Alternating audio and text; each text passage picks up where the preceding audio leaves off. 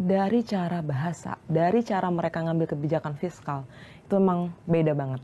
Ini kalau mendengarkan pendapat dari para ekonom, ya Shell, ada dua kemudian yang bisa dilihat dari dua menteri keuangan yang pernah kita punya ini. Kalau Bu Menkyu, Sri Mulyani, selama dia 10 tahun menjadi menteri keuangan di Indonesia dan sebelumnya di zaman Pak SBY, itu memang gaya dia adalah ibaratnya pemain bola, itu tuh seninya bertahan atau teknik bertahan. Dia mengambil kebijakan fiskal yang prudent dan hati-hati. Jadi bisa kelihatan dari bagaimana cara Bu Sri Mulyani menyampaikan ke publik soal kebijakan fiskal yang dia ambil, kemudian cara dia merespon pasar, itu sangat berhati-hati, sangat elegan. Walaupun memang ada kebocoran tetap ya di beberapa titik, misalkan di pelebaran defisit karena dia harus menyelamatkan sektor-sektor lain atau tempat-tempat lain yang kemudian menjadi tugas juga, maksudnya menjadi tugas dia sebagai bendahara negara.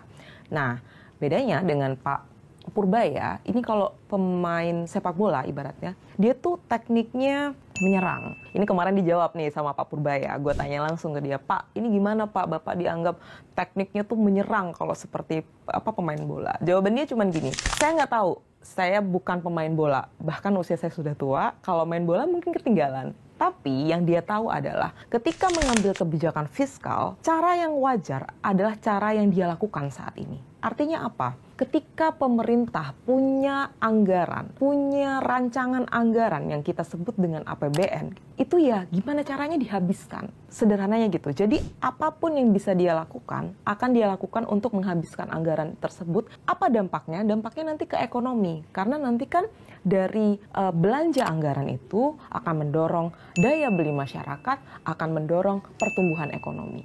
Nah, menurut dia itu adalah cara yang paling wajar. Jadi, kalau kebijakan dia adalah tancap gas, menyerang, dan agresif, itu jadi sangat wajar untuk kemudian mengupayakan pertumbuhan ekonomi yang ditargetkan cukup besar di pemerintahan Presiden Prabowo ini.